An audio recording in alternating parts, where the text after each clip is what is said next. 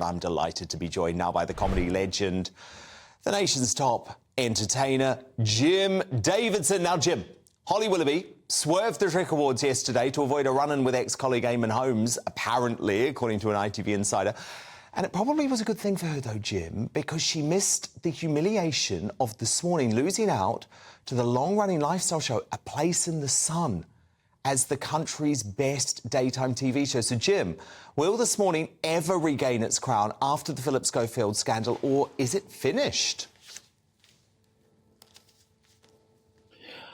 Hi, Dan. Well, I've been listening to this with great interest today. And, of course, all the booing and all the moaning and the TRIC Awards, there's an expression that people from South East London use. It. If anything doesn't work, it's called trick. It's a trick horse. It's a trick car. My car's broke down. It's always been a bit of a trick car, really. Doesn't really do it. It's fake. It's awful. And this is all these funny people here. And as for Wally Hillaby, well, I mean, just let her go off and have a holiday. I think it's time for those old-fashioned television programs to look at themselves. This is the time for watching television. You know, I was absolutely shocked at the way these lovies all behaved. I mean, well, goodbye, all you lot. It's like watching a load of old dinosaurs. And Holly Willoughby was right, mate. I don't think she's running away from This Morning or Schofield. She's running away from all them other people. She doesn't want to be like them. She's gone. Go off, Holly. Have a nice holiday, Holly Willoughby. Well, yes, and obviously, Jim, Nigel Farage actually put two fingers up at that audience yesterday when he won Best News Presenter, beating Susanna Reid and Piers Morgan. So here he is being abused by those bitter and twisted lefty lovies as he accepted his award. Watch this. The winner is Nigel. You see, the investors,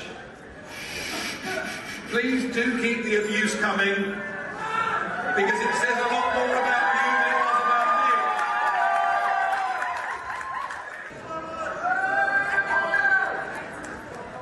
I had much louder than this at the European Parliament, so I'm disappointed. Bob is wrong, and we need reform of this system. We need, oh look, there we are. We need the heavies to come. And at that point, he was literally ushered off the stage. Jim, do you think this is a sure sign of jealousy and inferiority from a declining establishment media? I think it's worse than that, Dan. I think it's a sign of fear.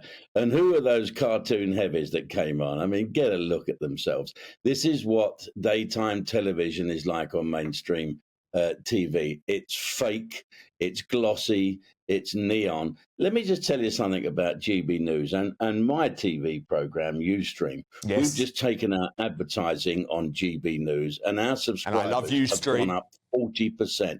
40% really? In the last month. After you advertised on GB News? It's only the only place we advertise on GB News. I'm not going to advertise with all these. And these woke brands are missing out on that, though. Subscriber growth. Wow, that's astonishing. That is astonishing. But these woke brands are missing out because they don't want to be on the People's Channel because we're not woke. I mean, I find it extraordinary. Well, I do love some of the adverts you have on there. There's a lot coming from Wales, doesn't it? And we love our Welsh ads, Jim. No, I think Nigel's a mate of mine. And the reason he is a mate of mine is because he's a really, really good bloke. And don't forget, this guy is a sort of a politician. He's a people's hero on the People's Channel. And these autocue reading lovies, right, can go do one for me. And that's Susanna Reid, who's always got a face like a smack bum, if you ask me. I mean, she should really get up, smell the coffee, look what's going on, and go and get herself a job in the Women's Institute or something. The world's mad. It's gone mad. No, it's Jim, gone mad, mate, and that's all I can say. It has. No, it has.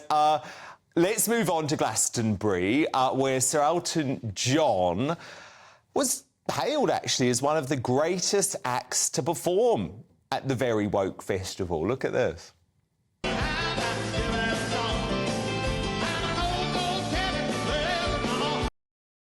But you spotted something that was a little bit off with that performance, didn't you, Jim?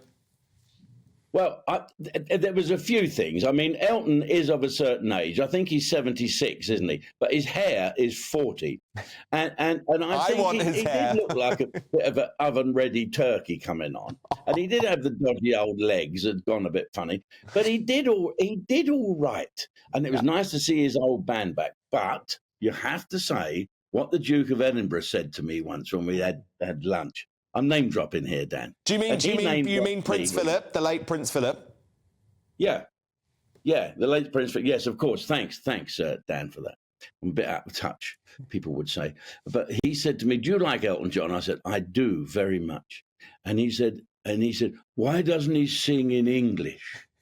And he does. He sort of sings. There's a fine, you know. If you try and work out some of Yellow Brick Road, I love that record. Back to the honey back toad. What's a honey back toad? What is he talking about? He should speak proper English, like Nigel. Nigel, his head is. He's gonna hurt his neck the way he keeps shouting at people. He goes like that. I've had worse than this. I have to tell you, that Grosvenor is a tough room. Oh, it is a tough room. Oh, I guarantee that's where the TRIC Awards was held. Whoever this woman is, Rose Hinkle-Holston, right? If they want to drop their sponsorship, fine, let them go. I'm going to reinvest more money in GB News because it is the people's channel, and that's the people that you play to. Yeah, Next that's year, Rose. Let's hope the people still get a vote. I'm going to take a table there, Dan, and I'm going to watch you get an award. Well, I want to be invited on your table, Jim. That's what I want. I want to be on your table. But look, you can come on my table. You can come anywhere. Maybe I should rephrase that. But you'll be very welcome. That's what I meant. Thank you, Jim. Thank you, Jim. Now, look, I want to move on to these savvy schoolboys that are exploiting the woke gender rules by wearing skirts to class on hot days because they say they're taking a stand against a sexist ban on shorts and they have their backing of their parents. So, what do you think about these kids doing this, Jim? Well, first of all, that kid should eat steak and chips 3 times after meals. He's got to fatten up a bit, that boy. He looks worse than the weatherman you got on there. But let me tell you this. I think it's just kids messing around. If the teachers told us to do anything... I remember our headmaster came on, he was like this, he was talking about COVID nearly. There's an epidemic of conjunctivitis. It means your eyes go all red. If any boy has it, they'll be sent home for the week. I turned round, there was 20 kids rubbing their eyes like this, ready to get themselves exactly. sent off. Kids are there to exploit the rules. I think they're doing the right thing. These gender rules are ridiculous. If they're not able to wear shorts and they're very hot, then why don't they take the mickey out of them? I've worn a skirt when I was a kid. It was called a kilt. Yes, indeed. Jim Davidson, Britain's best entertainer. Thank you, Jim. Speak very soon. Love you, Dan. Love you on Ustream.